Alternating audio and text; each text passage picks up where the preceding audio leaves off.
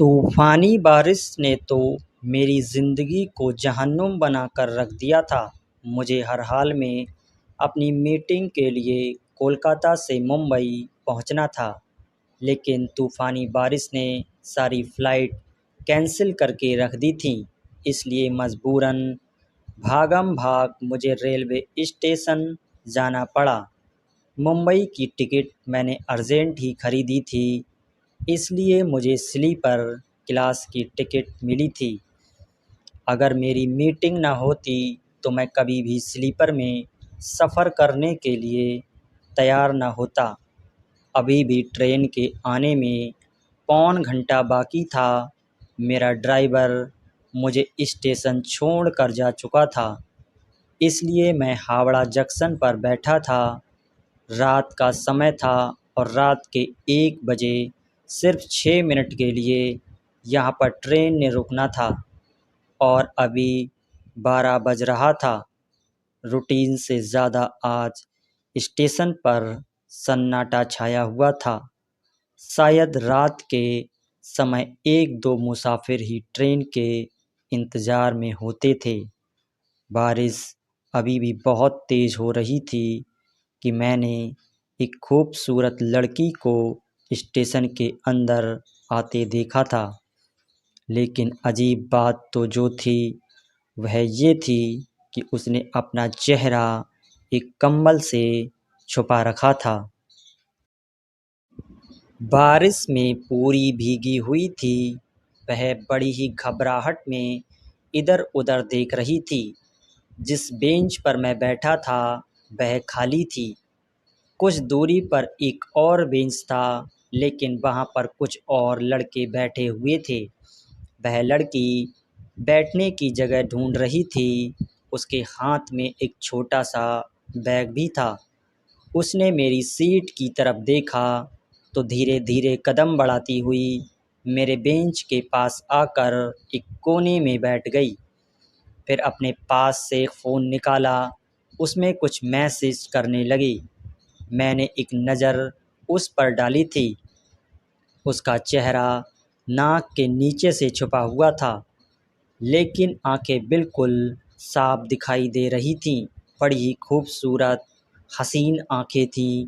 खैर, मैंने अपनी नज़रें हटा लीं। कुछ देर बाद कहने लगी, बात सुनो लड़के। मुझे उसके बुलाने का ये अंदाज़ बहुत ही बेतुका लगा था। मैंने पलटकर उसकी तरफ देखा। कहने लगी, मुंबई की ट्रेन कब आएगी? मैंने कहा, 25 मिनट में आएगी। कहने लगी, क्या मुसीबत है, जल्दी नहीं आ सकती? उसकी बेहुदा बात सुनकर मैं क्या जवाब दे सकता था। एक तो बारिश की वजह से मुझे इतना लंबा सफ़र करना पड़ रहा था। मैं तो इस सफ़र के बारे में सोचकर ही परेशान था। उसके बाद कहने लगी, सुनो, तुम्हारी बोगी नंबर क्या है? मैंने तो ठीक से टिकट अच्छी तरह देखी ही नहीं थी। मैंने कहा, क्यों, आपने क्या करना है? कहने लगी, तुम्हारे बाद मैंने टिकट खरीदी है ना, तो मुझे ये देखना है तुम्हारी और मेरी बोगी नंबर एक ही है क्या? मैंने थोड़ा गौर करते हुए अपनी पॉकेट से टिकट निकाला और अपना बोगी नंबर और सीट नंबर बता दिया। उसने अपनी टिकट चेक करने की और हंसने लगी। कहने लगी, ये तो एक ही है, हमारी सीट भी बराबरी की है। मैंने उसकी बात का कोई भी जवाब नहीं दिया था। अपना मोबाइल निकाला और अपनी मम्मी को फ़ोन करके उनसे बात करने लगा। समय का पता ही नहीं चला कि ट्रेन आई तो मैं बातें करते-करते वहाँ पर एक टी स्टॉल की दुकान पर जा चुका था। टी पीने लगा, लेकिन बातों में मुझे अंदाज़ा ही नहीं हुआ कि ट्रेन कब आकर खड़ी हो चुकी थी। मेरी मम्मी भी बातूनी टाइप की औरत है। उसके किस्से कहानी शुरू होते ही ख़त्म नहीं होते थे। मुझसे कहने लगी, वहाँ पर जाकर कुछ उल्टा सीधा मत खा लेना। मुझे पता है कि तुम खाने में बहुत ही लापरवाही बरतते हो। साथ ही साथ टी भी पी रहा था। साथ साथ अपनी मम्मी को तसल्लियाँ भी दे रहा था कि मैं ऐसा कुछ भी उल्टा सीधा नहीं खाऊंगा। मैं बोल ही रहा था कि अचानक से बड़े ज़ोर से किसी ने मेरे कंधे पर चपत लगाई थी। मैंने पीछे पलट कर देखा तो वही हसीन लड़की खड़ी हुई थी। कहने लगी, पागल, क्या ट्रेन आ गई है? जाना नहीं है तुमने? उसकी बात सुनकर मैं भी ठीक से हैरान भी नहीं हो सका था, क्योंकि ट्रेन वाकई जाने का हॉर्न बजा रही थी। मैंने फटाफट से तेज़ कदम बढ़ाए और अपने बेंच से अपना सामान उठाया और भागने के अंदाज से ट्रेन में सवार हो गया। वह हसीन लड़की तो मुझे बताने के पहले ही सवार हो चुकी थी। मैं जाकर अपनी सीट पर बैठा। वह पहले से ही वहाँ पर मौजूद थी। इत्तेफाक ये था कि मेरे और उसके अलावा यहाँ पर कोई भी तीसरा मुसाफिर नहीं था। कहने लगी, मैंने अपनी ज़िंदगी में तुम जैसा सड़ा आदमी वाला दिमाग नहीं देखा। अगर मैं तुम्हें ना कहती तो तुम्हारी ट्रेन तो छूट चुकी होती। फिर क्या करते तुम? मैंने कहा, आपका बहुत बहुत धन्यवाद। मैं वैसे भी बहुत ही खुश मिजाज वाला लड़का था, लेकिन लड़कियों से सीधे मुंह बात नहीं करता था। मेरा सारा फोकस अपने कारोबार की तरफ था। मैं थोड़ा सीरियस टाइप का बंदा था और अपनी ज़िंदगी, अपने भविष्य को लेकर बहुत ही सीरियसली चल रहा था। मुझे अपनी ज़िंदगी में अस्त-व्यस्त चीज़ बिल्कुल भी पसंद ना थीं और चपड़-चपड़ बातें करने वाली लड़कियां तो बिल्कुल भी पसंद नहीं थीं।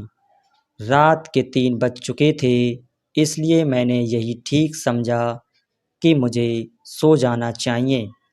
लेकिन इस वक्त एक लड़का अपने समोसे पकौड़े की टोकरी उठाए ट्रेन में आवाज़ लगाने लगा। ये मेरा पहला ऐसा सफ़र था जो मैं स्लीपर में सफ़र कर रहा था। मैंने अपनी ज़िंदगी में ट्रेन के बहुत सफ़र किए थे। ज़्यादातर मैं तो प्लेन का सफ़र ही करता था। जैसे ही वह नौजवान सा लड़का वहाँ से गुज़रा, वह लड़की उसे बुलाने लगी। कहने लगी, ओ समोसे वाले भाई, ज़रा रुकना। वह फ़ौरन से रुक गया। उसने उस कर्म से लड़के समोसे लिए, फिर वॉलेट में से रुपए देखने लगी। काफ़ी देर वॉलेट टटोलने के बाद जब उसे रुपए नहीं मिले तो मुझसे कहने लगी, बात सुनो, तुम्हारे पास खुले पैसे हैं? मैंने ना में अपना सिर हिला दिया। कहने लगी, अच्छा ऐसा करो, 100 का नोट निकाल कर दे दो। जैसे हम नासिक पहुँचेंगे मैं तुम्हारे 400 रुपये तुम्हें लौटा दूंगी। पता नहीं वह लड़की कैसे किसी अजनबी से इतनी फ्रेंडली हो सकती थी। मैंने अपनी जेब से बुलेट निकाला और 40 रुपए का उस लड़की को रुपए पकड़ा दिया। उसने समोसे वाले लड़के को पैसे दिए। उससे समोसे लेकर खाने लगी। फिर एक समोसा मेरी तरफ भी बढ़ा दिया। कहने लगी, खा लो। लेकिन मैंने ना में सिर हिला दिया। मैंने कहा, नहीं, मुझे इसकी ज़रूरत नहीं है। कहने लगी, इसकी ज़रूरत नहीं है, सर्दी देखी है कितनी है, और सर्दियों की बारिश में इंसान को समोसे ज़रूर खाने चाहिए। मेरे दादाजी बताते थे। मैंने कहा कि मुझे नींद आ रही है, अब मैं सोना चाहता हूँ। कहने लगी, तो मैं तुम्हें कब रोका है, सो जाओ। लेकिन तुम्हें देखकर पता नहीं क्यों ये लगता है जैसे पक्के मजनू हो। सच बताओ, किसी लड़की से धोखा खाकर आए हो ना? उसकी इस तरह की बातों पर अब मुझे बहुत तेज़ वाला गुस्सा आने लगा था। मैंने कहा, आप अपने काम से काम रखिए। जब से बैठी हैं बोले जा रही हैं। मैंने आपसे पूछा है कि आप अकेली क्यों सफ़र कर रही हैं? मेरे सख्त शब्दों पर वह कुछ बड़बड़ा सी गई थी। कहने लगी, मत बताओ मिर्ची क्यों चबा रहे हो। बंदा आराम से भी बात कर सकता है। मैंने कौन सा तुम्हारे सर पर बंदूक तान कर पूछा। नहीं बताना तो मत बताओ। समोसा नहीं खाना तो वह भी मत खाओ। फिर अपना बैग सर के नीचे रख कर कहने लगी, देखो मैं हक तो नहीं रखती तुम्हें ये कहने का, लेकिन मेरी दादी ने कहा था जूते पहनकर सोने से न बिस्तर सांप पर आ जाते हैं। अब जब भी मुझे सांप से डर लगता है तो भगवान के लिए अपने शूज उतारकर न साइड पर रख दो। जितनी वह देखने में खूबसूरत और हसीन थी, पता नहीं उसकी बातें क्यों कर रही थी और मुझे बातूनी लड़कियों से सख्त चिढ़ थी। इसलिए मैं उससे बहस करना नहीं चाहता था। इसलिए अपने आराम से जूते उतार कर एक साइड पर रखे और अपनी आँखों पर बाजू रख कर सोने की कोशिश करने लगा। लेकिन मैं नहीं जानता था कि अगले आने वाले स्टेशन पर मुझ पर कयामत टूट पड़ेगी। अगला स्टेशन आते ही कुछ नौजवान लड़के गाड़ी में सवार हुए थे। उनके हाथों में गन थी। जैसे ही वह लड़के ट्रेन पर सवार हुए तो वहाँ के टिकट चेकर ने उन्हें रोकना चाहा, तो उन्होंने गन दिखाई। कहने लगे, हम किसी की तलाश में हैं, इसलिए हमें रोकोगे तो तुम्हें भी गोली मार देंगे। मेरी आँख खुली थी। मैंने अपनी आँखों से बाजू हटाया तो टिकट चेकर ये कह रहा था, देखें हम आपको एक एक केबिन में घुसने नहीं दे सकते। वह कहने लगे, अगर तुमने हमें रोकने की कोशिश की तो ये जान लो कि हम तुम्हारे साथ बहुत ऊपर तक हैं, समझे। ये हमारी इज्जत का सवाल है। खैर मुझे बाहर वाले शोर से कोई ख़ास मतलब नहीं था। मेरी नज़र तो उस खूबसूरत लड़की पर पड़ी तो वह अपना पूरा चेहरा छुपाए डरी सहमी बिल्कुल विंडो से बाहर देखी जा रही थी। मैंने गौर किया तो उसका शरीर धीरे धीरे काँप रहा था। हालांकि देखने में नहीं लगता था कि वह कोई इतनी डरपोक किस्म की लड़की थी। खैर कुछ लड़के हमारे कैबिन में आ गए। मैं उठकर बैठ गया। वह टिकट चेकर भी उनके साथ था। वह उस खूबसूरत लड़की से कहने लगा, लड़की अपना चेहरा दिखाओ हमें। लेकिन वह कहने लगी, मैं क्यों अपना चेहरा दिखाऊं, मेरा आदमी बहुत ही सख्त मिजाज है। फिर वह मुझसे कहने लगी, सुनते हो जी, ये क्या कह रहे हो, देखो तो ज़रा। वह न जाने मुझे क्यों संबोधित कर रही थी। मैं हैरानी से उसे देखा था। कहने लगी, ये मेरे हस्बैंड हैं। देखो मेरे हस्बैंड को बहुत बहुत बड़े लोगों से संबंध हैं। अगर तुमने मुझ पर चेहरा दिखाने की ज़बरदस्ती की तो ये तुम पर केस भी कर देगा। मैं तो उस शातिर लड़की को देखकर हैरान हुआ था। फ़ौरन से अपनी सीट से उठकर मेरे पास बैठ गई। मैंने कहा, क्या बदतमीज़ी है ये। उसने मेरा हाथ पकड़कर दबा दिया और आंखों में नम्र भाव से मुझे देखने लगी, जैसे कह रही हो कि मैं उसकी इज्जत रख लूं। लेकिन मैं नहीं जानता था कि उसकी बात पर हामी भरना मुझे इतना महंगा पड़ सकता है।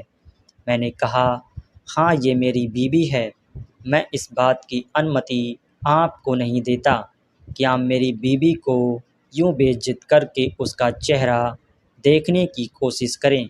वह लड़के अंदर आ गए। कहने लगे, पिछले 4 केबिन हम देख कर आ चुके हैं। किसी भी आदमी ने अपनी बीवी को दिखाने से इनकार नहीं किया है। अगर वह सो रही थी तब भी कंबल हटाकर उसका चेहरा दिखाया था। हम यहाँ एक लड़की की तलाश में आए हैं जो कि घर से भागी है और हम उसके भाई हैं। हम उसे ज़िंदा नहीं छोड़ेंगे। हमें खबर मिली है कि वो लड़की इसी ट्रेन में है। देखो, अगर तुम्हारे बड़े बड़े लोगों से संबंध हैं तो हमारे भी हाथ ऊंचे हैं। हर हाल में इस लड़की को देखकर ही जाएंगे। अगर ये लड़की हमारी बहन न हुई तो हम वहाँ से चुपचाप चले जाएंगे। इस पर इतना तमाशा बनाने वाली कोई बात नहीं है। अब मैं समझ गया था कि वह लड़की अपने घर से भागकर आई थी। मैं क्या कर सकता था। उन लड़कों में से एक लड़की ने कहा कि तुम अपना चेहरा दिखाती हो, हम ज़बरदस्ती तुम्हारे चेहरे से ये चादर हटा दें। अब तो उस लड़की का सारा भांडा फूट जाएगा। मैंने सोचा कि इसे इतना बड़ा कदम नहीं उठाना चाहिए था। खैर, उस लड़की ने डरते डरते अपनी चादर चेहरे से हटाई थी। उसका चेहरा देखते ही वो लड़के गुस्से में आ गए और उसके सर पर बंदूक तान दी। कहने लगे, क्या सोचा था तुमने? तुम हमारी आंखों में धूल झोंक कर भाग जाओगी। उस लड़की ने मेरा हाथ पकड़ लिया। कहने लगी, भाई, मैं इससे अपनी शादी कर चुकी हूँ, ये मेरा आदमी है। ये सुनना था कि मेरे होश हवास उड़कर रह गए थे। मैंने कहा, नहीं नहीं, मैंने ऐसा कुछ नहीं किया। ये बात सुनकर वह कहने लगे, क्यों घबरा रहे हो? जो कुछ होना था वह तो हो चुका है। हम शादी कर चुके हैं, अब कुछ भी नहीं हो सकता। तुम डरो मत। मैंने उस लड़की को गुस्से से देखा। मैंने कहा, क्यों झूठ बोल रही हो? कहने लगी, डरो मत, मैं सब कुछ संभाल लूँगी। फिर अपने भाई के पास जाकर खड़ी हो गई। कहने लगी, मैंने इस लड़के से भागकर शादी कर ली है। आप जो कुछ मेरे साथ करना चाहते हैं कर सकते हैं। वो लड़के उस लड़की के साथ साथ मुझे भी अपने साथ घसीट कर ले गए। मैं बार बार कहता रहा कि मैंने इससे कोई शादी नहीं की है, ये तो झूठ बोल रही है। लेकिन वह कहने लगी, अभी कुछ देर पहले तो तुम खुद कह रहे थे, फिर आप क्यों उस बात से मुकर रहे हो? वह उस लड़की के साथ साथ मुझे भी अपने साथ ले गए। उस लड़की के 4 भाई थे और उसके पापा और ताऊ भी थे। सारा ख़ानदान एक बहुत बड़े घर में रहता था। सारे ही मर्द मुझे घेर कर बैठ गए। मैं कहता थक गया कि ये लड़की तो बिल्कुल झूठी है, मेरी इससे कोई शादी नहीं हुई है। लेकिन वह लड़की बार बार यही कही जा रही थी कि ये आप लोगों के डर की वजह से मना कर रहे हो। और फिर कहने लगी, आप लोगों को हमें मार कर क्या मिलेगा? वैसे भी ये कोई छोटा मोटा मामूली सा आदमी थोड़ी है, अच्छा खासा पैसे वाला आदमी है। देखो इसके कपड़े देखो, क्या कोई गरीब लगता है? उस समय मैं सूट बूट में था, क्योंकि मुझे तो प्लेन में सफ़र करके मीटिंग के लिए जाना था। तेज़ बारिश की मजबूरी मुझे स्टेशन पर ले आई थी और वह लड़की मेरे हुलिये का नाजायज़ फ़ायदा उठा रही थी। उसके ताऊ और पापा मुझे काम के बारे में पूछने लगे। मैंने कहा, मैंने इस लड़की को कभी नहीं देखा। फिर मैंने उन्हें अपने बिज़नेस का भी बता दिया। कोलकाता शहर में जाने माने बिजनेसमैन में मेरी गिनती होती थी। ये सुनकर वह कहने लगे, फिर तुम्हें यूँ भागने की क्या ज़रूरत थी? तुम ऐसे भी रिश्ता भेज देते तो हम तुम्हारा रिश्ता स्वीकार कर लेते। मैं तो उसकी बात सुनकर हैरान हुआ था। मैंने कहा, आपको समझ क्यों नहीं आती कि आपकी लड़की झूठ बोल रही है? वह कहने लगे, देखो, जो हो गया सो हो गया, लेकिन हम नहीं चाहते कि हमारी लड़की भाग कर जाए। तुम मंदिर में शादी कर चुके हो, ठीक है, लेकिन हम अपनी पूरी बिरादरी के सामने दोबारा से पूरे रीति रिवाज के साथ तुम्हारी शादी करवाएंगे, ताकि सबको ये पता चल सके कि जो कुछ हुआ है हमारी रजामंदी से हुआ है। क्योंकि प्रिया और तुम्हारी शादी की खबर अभी किसी के पास नहीं पहुंची है। मेरे मना करने पर भी मेरी शादी अगले ही दिन प्रिया से कर दी गई। उन्हें अपनी प्रिया की बात पर भरोसा था, लेकिन मेरी बात पर नहीं। वह लोग कुछ गुंडे टाइप के थे। मुझे घर से निकलने ही नहीं दिया, एक कमरे में बंद करके रख दिया। आपने ये तो सुना होगा कि लड़कियों के साथ ज़बरदस्ती की जाती है, लेकिन एक लड़का होते हुए मैं बेबस हो चुका था। उन्होंने मेरी मम्मी को भी बुला लिया था, जो हक्का बक्का मुझे देखे जा रही थी। कहने लगी, दीपक, ये कौन सी मीटिंग थी तुम्हारी? अगर तुमने लड़की पसंद कर ली थी तो मुझसे बात करते, शर्म नहीं आई तुम्हें? किसी की बच्ची को घर से भगाते हुए। मैंने कहा, मम्मी जी, आप भी मुझे ऐसा समझती हैं? कहने लगी, सब कुछ तेरे सामने है और क्या समझूं मैं तुम्हें? मैं चुप रहने में ही भलाई थी। उस समय लड़की के नाटक में उसके 1 मिनट का साथ देना मुझे बहुत महंगा पड़ गया था। शादी के बाद मुझे उस लड़की प्रिया को विदा कर अपने घर लाना पड़ा। पूरे रास्ते में मैंने उस प्रिया से कोई बात नहीं की थी, क्योंकि मेरी मम्मी भी गाड़ी में मौजूद थी। ये सोचा था कि कमरे में ले जाकर उसकी अच्छे से खैर खबर लूँगा। ये क्या खेल खेला है उसने मेरे साथ, ये क्या तमाशा बनाया है। लेकिन जैसे ही मैं कमरे में दाखिल हुआ, प्रिया हंस रही थी। कहने लगी, शुक्र है सब कुछ ठीक हो गया, वरना मुझे तो लगा था मेरे घर वाले मुझे जान से ही मार डालेंगे। फिर कहने लगी, तुम तो बहुत दौलतमंद थे, इसलिए मेरे घर वालों ने कुछ नहीं कहा। मैंने कहा, तुम्हारा दिमाग तो ठीक है, ये क्या खेल खेला है तुमने मेरे साथ? वह कहने लगी, मेरी मजबूरी थी, असल में मैं किसी दूसरे लड़के से प्यार करती हूँ, लेकिन प्रॉब्लम ये थी कि वो अमीर नहीं है। मैं जानती थी मेरे घर वाले कभी भी मेरी शादी उस लड़के से नहीं करेंगे। फिर कहने लगी कि मैं उसकी खातिर ही घर से भाग गई थी, लेकिन वो स्टेशन पर आया ही नहीं था। इससे पहले कि स्टेशन पर पहुंचता ट्रेन आ चुकी थी, इसलिए मुझे ट्रेन में चढ़ना पड़ा। फिर उसका मैसेज आया कि वह मुझे मुंबई में ही मिलेगा, लेकिन इससे पहले मेरे भाई मुझ तक पहुंच गए। मेरे पास और कोई रास्ता नहीं था, इसलिए मैंने तुम्हारे साथ ये नाटक किया था, क्योंकि तुम्हारे हुलिये से लगता था कि तुम कोई बहुत पैसे वाले आदमी हो। मेरे पास इस वक्त कोई और चारा नहीं था, इसलिए सोचा कि अगर मैं तुम्हारी बीवी बनने का नाटक करूँगी तो मेरे घर वालों को कोई ऐतराज़ नहीं होगा। तुम निश्चिंत रहो, ये शादी सिर्फ कागजी शादी रहेगी। उस लड़की ने बड़े आराम से मुझे अपने मकसद के लिए इस्तेमाल किया था। मुझे उस पर जितना भी गुस्सा आता उतना कम था। मैंने कहा, क्या तुमने मुझे पागल समझ रखा है? जब तुम चाहोगी मुझे इस्तेमाल करोगी और मैं इस्तेमाल होता रहूँगा। वह कहने लगी, देखो ये मेरी सबसे बड़ी मजबूरी थी, तुम्हें क्या फ़र्क पड़ता है? तुम एक मर्द हो, जब चाहे तलाक दे सकते हो, दूसरी शादी कर सकते हो, लेकिन मेरे माता पिता भी मेरी शादी कभी भी उस लड़के से नहीं करते। क्या इंसान का गरीब होना इसका सबसे बड़ा ऐब है? इस वक्त वह प्रिया काफ़ी सीरियसली बातें कर रही थी, आंखों में भी आंसू झिलमिला रहे थे। मैं खामोश हो गया। मैंने सोचा कि मेरा बाकी कुछ नहीं गया था। ये कहकर उस लड़की ने अपने बैग से सादा सी ड्रेस निकाली और वॉशरूम में चली गई। मैं भी आराम से बेड पर लेट गया।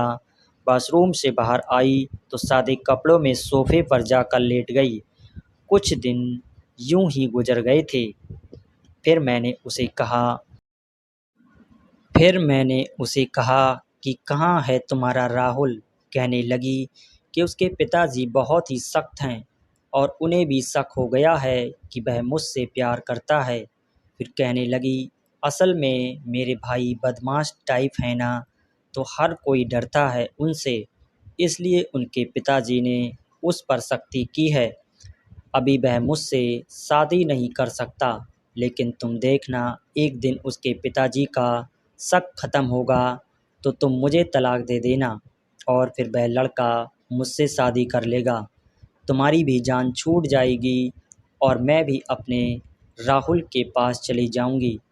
ये बात तो बहुत खुश होकर बता रही थी। उसने अक्सर राहुल की बातें करने लगी थी कि वो लड़का बहुत अच्छा है, उसके साथ कॉलेज में पढ़ता था, लेकिन अभी उसकी नौकरी नहीं लगी है, अपनी नौकरी के चक्कर में भागदौड़ कर रहा है। एक बार मैंने उसे कहा कि तुम्हारी शादी मुझसे हो चुकी है, कल को तुम पर शक नहीं करेगा। मेरी बात सुनकर वह हंसने लगी। कहने लगी, नहीं करेगा, मैंने उसे बता दिया है कि तुम बहुत ही अच्छे शरीफ इंसान हो और मैं ये जानती हूँ कि तुम मेरे साथ कुछ नहीं कर सकते। उसके बाद वह फिर से मुस्कुराने लगी। मैंने कहा, मुझे कुछ करना चाहिए भी नहीं। कहने लगी, हाँ मुझे पता है, इतनी हिम्मत नहीं तुम्हें। ये सुनकर मुझे कुछ अजीब सा लगा था। मैंने कहा, हिम्मत की बात तो मत करो, हिम्मत तो बहुत है, करने पर आऊँ तो बहुत कुछ कर सकता हूँ। मेरी बात सुनकर उसकी चलती हुई जुबान एकदम से रुक गई थी। मैं उसके पास गया। मेरा इरादा उसे थोड़ा सा तंग करने का था, क्योंकि मेरी इस हिम्मत पर उसका रंग कुछ उड़ सा गया। वह कुछ डर कर मेज़ पीछे हट गई थी। मैंने कहा, तुम मेरी बीवी हो और फिर हम एक कमरे में सोते हैं, और जहाँ एक मर्द और एक औरत अकेले हों, और कभी भी कुछ भी हो सकता है। मेरी बात सुनकर कहने लगी, खबरदार, जो तुमने ऐसा वैसा कुछ भी किया। मैंने कहा, कौन रोक सकता है। ये कहकर मैं उसके चेहरे की उड़ी हुई हवाइयाँ देख रहा था। अपनी हंसी भी रोकने की कोशिश कर रहा था।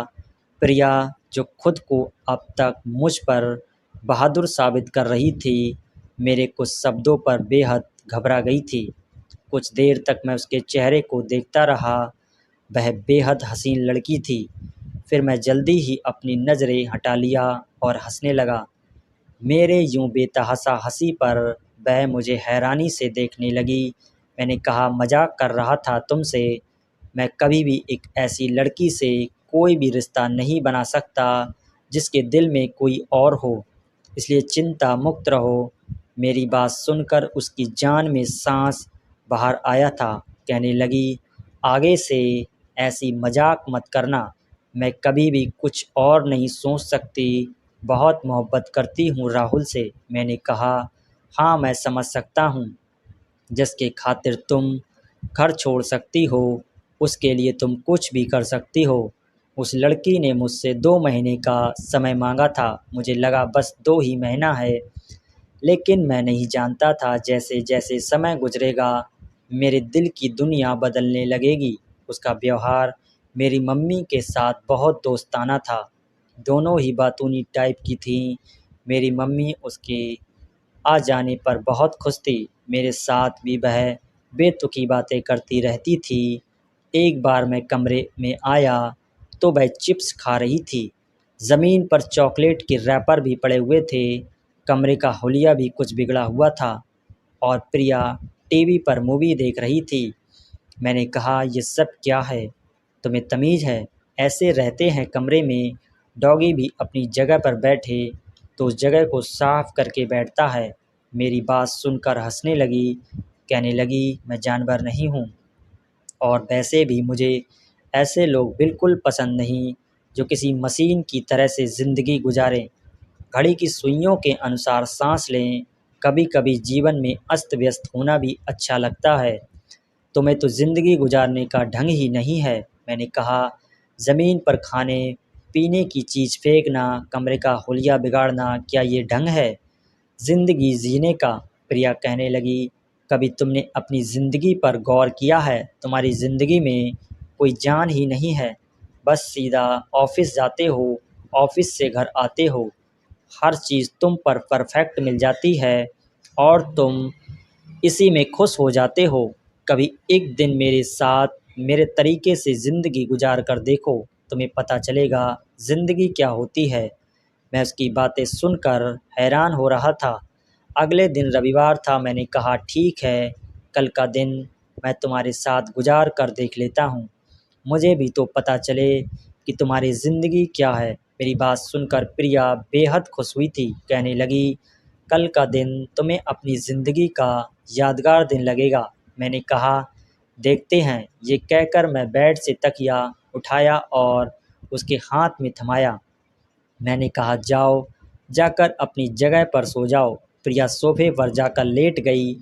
अगले दिन सुबह सुबह उसने मुझे उठा दिया, अपने साथ समुंदर किनारे ले गई। समंदर में तो मैं पहले बहुत बार गया था, लेकिन प्रिया के साथ पहली बार गया था। उसकी मर्ज़ी से ही मैंने एक हाफ ट्राउज़र और टी शर्ट पहनी हुई थी, वरना बाहर निकलते हुए भी मैं अच्छे से तैयार होकर निकलता था। आम कपड़ों में कभी नहीं जाता। समंदर पर इस वक्त बहुत कम भीड़ थी। समंदर देखकर तो उसके चेहरे की खुशी देखने लायक थी। मुझसे कहने लगी, आओ ना पानी में चलते हैं। मैंने कहा, नहीं, मुझे ये सब पसंद नहीं, मैं दूर से ही समुद्र देखना पसंद करता हूँ। तो प्रिया मेरे पास आई और बड़े प्यार से मेरा हाथ पकड़कर कहने लगी, आज मेरी मर्जी से ज़िंदगी गुजार कर देखो, तुम्हें बहुत अच्छा लगेगा। ये कहकर प्रिया मुझे पानी में ले गई। पानी जब मेरे पिंडलियों से कुछ ऊपर तक पहुंचा तो मैंने उसका हाथ पकड़कर रोक दिया। मैंने कहा, प्रिया, बस यहीं तक ठीक है, इससे आगे जाना मैं नहीं चाहता, क्योंकि मुझे गहरे पानी से कुछ डर महसूस होता था। अब तो मैं एक मर्द था जो इस बात का इजहार तो नहीं कर सकता था। वह कहने लगी, इसके बाद ही तो समुद्र में जाने का मज़ा आता है। आओ ना, मैं तुम्हारे साथ, कुछ नहीं होगा, तुम्हें इतना डरने की ज़रूरत नहीं। उसकी बात सुनकर मुझे हैरानी हुई। मेरी हालत को वह कैसे समझ गई थी। मैंने कहा, मैं डरता नहीं। कहने लगी, मैं जानती हूँ, तुम्हारे चेहरे पर साफ लिखा है कि तुम्हें पानी से डर महसूस होता है। प्रिया मुझे गहरे पानी में ले गई। मुझे गुस्सा उस समय आया जब उसने पानी की छींट मुझ पर उड़ाई। बिल्कुल बचकाना हरकतें थीं उसकी। उसने कहा, मैंने उसकी बदतमीजी देखी। कहने लगी, लाइफ एंजॉय करो। वह बार बार मुझ पर पानी फेंक रही थी। पहले तो मैंने उसे मना किया, वह नहीं मानी, तो मैं भी उस पर पानी फेंकना शुरू कर दिया। ज़िंदगी का नया रंग देखा था। मैंने प्रिया के साथ खूब एंजॉय किया। पानी से बाहर आने के बाद वह मुझे पानी पूरी के ठेले पर ले गई। 20 पानी पूरी की 2 प्लेट बनवाईं। मैंने कहा, मैं ये नहीं खाऊंगा। मैंने कभी भी ठेले की कोई चीज़ नहीं खाई है।